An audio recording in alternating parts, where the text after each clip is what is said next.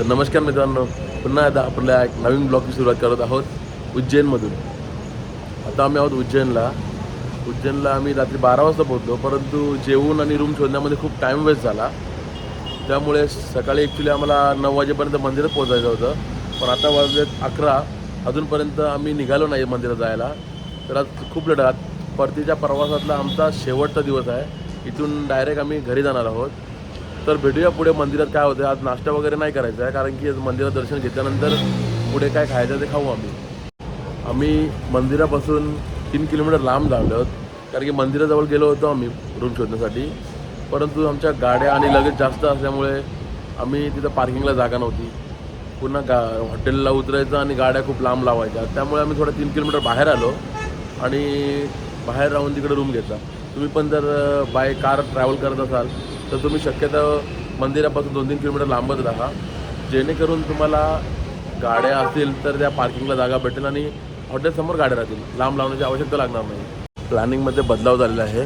आम्ही ॲक्च्युली दर्शन घेऊन नाश्ता करणार होतो, परंतु दर्शनाला खूप वेळ लागणार आहे असं समजलं आम्हाला. आमच्या हॉटेलच्या ओनरने सांगितलं की खूप गर्दी आहे तिकडे, दर्शनाला तुम्हाला टाईम लागेल. त्यामुळे मग आम्ही ब्रेकफास्ट करूनच दर्शनाला जाणार आहोत. आमचा नाश्ता आलेला आहे. मस्त झाडाखाली बसून आम्ही नाश्ता करत आहोत. आम्ही मागवलं आहे समोसे आणि पोहे अजून आले नाही. पोहे येत आहेत आणि पोहे सुद्धा आले. आमचे पोहे सुद्धा हे पोहे आले. इकडचे स्पेशल आहेत पोहे. पोहे खूप मोठा ॲक्सिडेंट झालेला आहे. योगेशांच्या अंगावर चटणी आणलेली आहे बघा. हे बघा, मोठा ॲक्सिडेंट. एक तर पहिल्याच कपडे नव्हते, सगळे कपडे घालून झाले होते.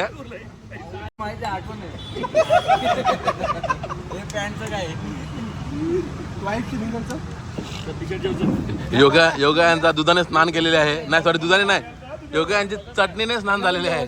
चटणी स्नान.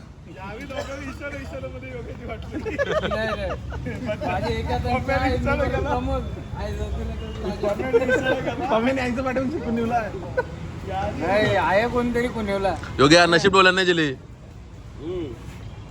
पहिली सापवली जाता काय चेंज करायची कारण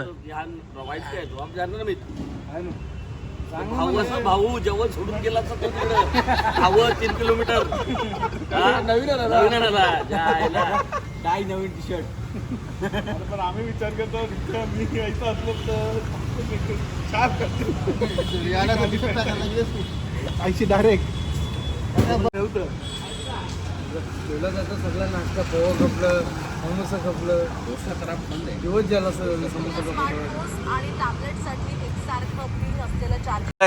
काल 3000 बिल होईल ना, 300 बिल होईल नाश्त्याचा.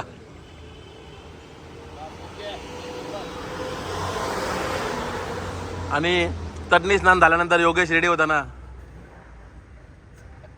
योगेशची चटणी स्नान प्रमोद यांनी केलेले आहे. चटणी स्नान रेकॉर्ड नाही झाली.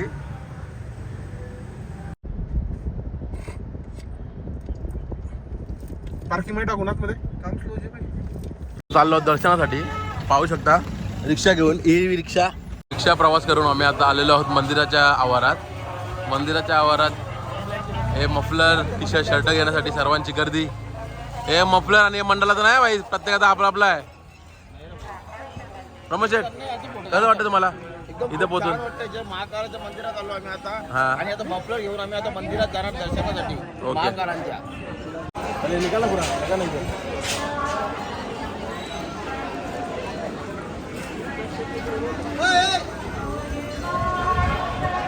हा चप्पल आज करू.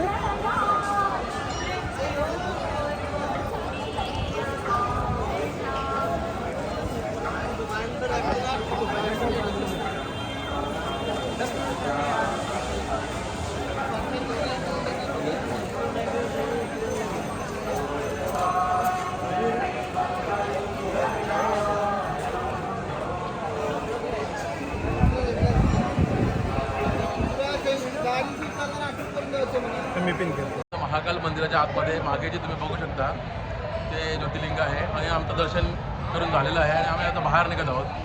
ॲक्च्युली समोर पिंडाजवळ मोबाईल काढून देत नव्हते, त्यामुळे पिंड तुम्हाला दाखवू शकलो नाही. अशी असते पिंड, पाहू शकता तुम्ही ही पिंड आहे.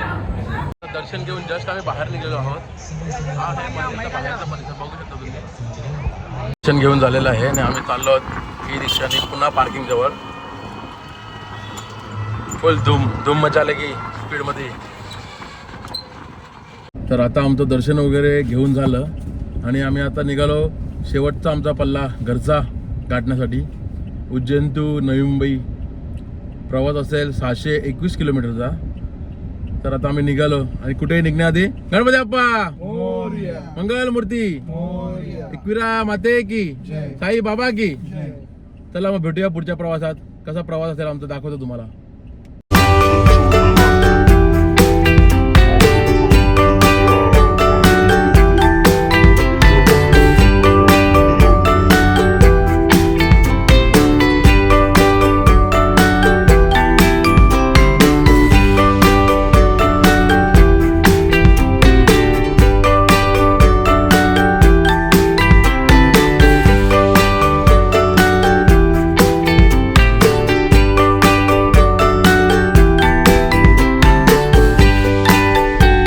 सर्वांना लागली होती खूप भूक. जेवण येतात सर्व प्लेटी खाली व्हायचे.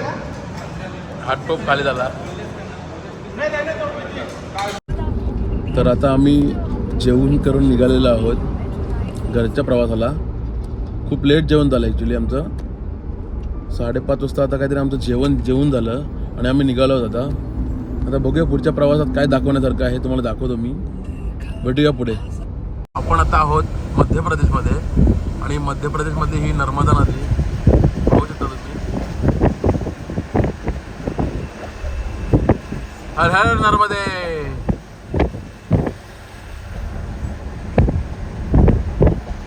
तर तुम्ही बघितले असेल आता आपण जस्ट नर्मदा नदीला ओलांडला आहे. नर्मदा नदीला तसं आपल्या धार्मिक ग्रंथामध्ये खूप महत्त्वाचं स्थान आहे. रामायण महाभारतामध्ये सुद्धा तिथं उल्लेख आहे. आपल्या संस्कृतीमध्ये नर्मदा परिक्रमेला खूप मोठं स्थान प्राप्त झालेलं आहे. नर्मदा परिक्रमा ही जवळजवळ 3,313 किलोमीटरची आहे आणि ती पूर्ण करण्यासाठी 3 वर्ष 3 महिने लागतात. पण आता काही जणांची स्पीड चांगली चालायची स्पीड चांगली असल्या कारणाने काही जण 6 महिन्यांनी करतात, काही जण 1 वर्षांनी सुद्धा करतात. नर्मदा परिक्रमा ही नर्मदा नदीच्या काठावरून जंगलातून होते. तिथं आपल्याला काही खाद्यपदार्थ कॅरी करता येत नाही. आपल्याला रस्त्यात जे कोणी भिक्षा देईल ते भिक्षा मागून खावं लागतं असं महत्त्व आहे. आणि रोज काही ना काही कोणी ना कोणी देत असतो. आणि अशा प्रकारे ती नर्मदा नदीची परिक्रमा पूर्ण करायची असते आणि खूप जणांनी केलेसुद्धा आहे. तर आता जस्ट नर्मदा नदी आम्ही ओलांडल्यामुळे हे सर्व अभ्यास घेऊन थोडा विषय कोणाला विचारून तुमच्यापर्यंत पोहोचवलं आहे थोडं ज्ञान. तर आता रात्रीचे वाजलेत 10:30. आम्ही जो संध्याकाळी मध्य प्रदेशमध्ये जेवलो त्यानंतर आता डायरेक्ट नाशिकला थांबलो आम्ही. पटापट रस्ता कापत नाशिकला आलो आहे आणि आता इथं जेवून आम्ही पुढचा आपला घरचा प्रवास काढणार आहोत. हे आमच्या गाड्या थांबलेल्या तिथं. एक गाडी मिसिंग आहे म्हणजे मागे आहेत ते थोडे त्यांनी होल्ड केला होता म्हणून. तर बघूया पुढे जेवणामध्ये काय आता सांगतो. आता घरी जात असताना जेव्हा आम्ही या गावरान ढाब्यावर थांबलो तेव्हा आमची एक तिसरी गाडी इनोवा तिचा टायर फुटला. आणि तो टायर फुटला तो कशामुळे तर इथं असलेलं हे लोखंडाचं हे पाहू शकता तुम्ही लोखंडाचा रॉड आहे त्याच्यामुळे तो टायर फुटला. टायर चेंज करण्याची तयारी चालू आहे आमची. ऑलमोस्ट सगळं केलेलं आहे. हा आहे आमचा शेवटचा एकत्र पिकनिकचं जेवण.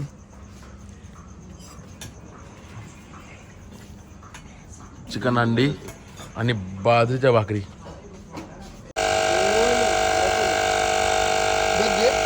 आता वाजले 1:45 आणि टायरचा जुगाड करताना आम्ही आता वाजलेत रात्रीचे 1 आणि आताच नाशिकमध्ये आम्ही जेवण झालं आणि आपल्या घरच्या शेवटचा टप्पा गाठायला तयार आहोत. आता नाशिकवरनं जाता 3-3.5 तास लागतील आम्हाला आणि टायरसुद्धा फाटला आमचा त्यामुळे थोडा टाईम लागला. आणि आता निघूया पुढचा शेवटचा पट्टा गाठायला घरचा. माझी वाईफ आणि माझा मुलगा खूप मिस करतायत. त्यांच्यासाठी आता पटापट एक सरप्राईज देऊया सगळ्या रात्री पोचून. चला मग भेटूया घरी पोचल्यावर. बाय. आता रात्रीचे वाजले 3 आणि आम्ही आहोत शहापूरला आणि एक घेतलाय रिफ्रेशमेंट ब्रेक. पाहू शकता सगळ्या गाड्या थांबलेल्या आहेत कारण की जेवल्यानंतर जरा आळसपणा येते सगळ्यांना, झोप येते.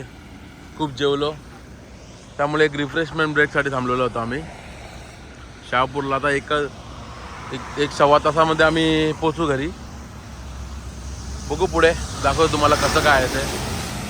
चला मग भेटूया मध्ये रस्त्यात किंवा घरी पोचल्यावर. आता आम्ही आहोत शहापूरला. खूप ट्रॅफिक आहे आणि आता वाजलेत रात्रीचे 3:30 आणि या 3:30च्या टाईममध्ये एवढे ट्रॅफिक आहे पावलं ट्रॅफिक. एक तर सगळ्यांना आहे घरी जायची घाई आणि त्या ट्रॅफिक. जवळजवळ एक 10 ते 15 किलोमीटरची लाईन आहे. बघू शकता तुम्ही.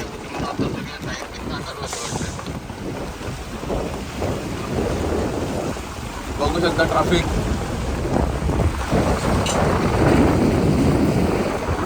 जवळजवळ 15 ते 20 किलोमीटरची ट्रॅफिक आहे. आता फायनली आपल्या नवी मुंबईमध्ये पोहोचलेलो आहोत. आम्ही घनसोलीमध्ये आहोत. पाहू शकता आपली गाडी चालली टोटल 4830 किलोमीटर. एवढी रनिंग करून आम्ही फायनली सुखरूप घरी पोहोचलोय. त्याबद्दल देवाचे खूप खूप आभारी आणि तुमच्या सर्वांचा प्रेम. तर आता फायनली अंकुशबाईंनी मला ड्रॉप केलं आहे आणि आता मी पुढचा घरचा प्रवास गाठताना खूप पाऊस पण होता नवी मुंबईमध्ये आपल्या. खूप छान आनंदसुद्धा होतो की आम्ही सुखरूप घरी आलेलो आहोत. आणि आता शेवटचा तुम्हाला गुड बाय करण्यासाठी मी आता व्हिडिओ करतो आहे. तर चला भेटूया पुढच्या ब्लॉगमध्ये. आता खूप थकलो आहे. सकाळचे वाजले 6 वाजले सकाळचे आणि आता डायरेक्ट फोन वगैरे स्विच ऑफ करून डायरेक्ट झोपणार आणि जेव्हा उठायचं तेव्हा उठणार. बघूया कधी उठतोय. हा ब्लॉग थोडा लेट येईल. चला मग आता गुड नाईट, गुड मॉर्निंग दोन्हीसुद्धा तुम्हाला. तुमची गुड मॉर्निंग होईल, माझी गुड नाईट. चला मग भेटूया पुढच्या ब्लॉगमध्ये. तोपर्यंत आपल्या प्रत्येक ब्लॉगला लाईक, शेअर, कमेंट आणि आपलं चॅनल लाईफ ऑफ मॅकला सबस्क्राईब करा. Bye bye. See you.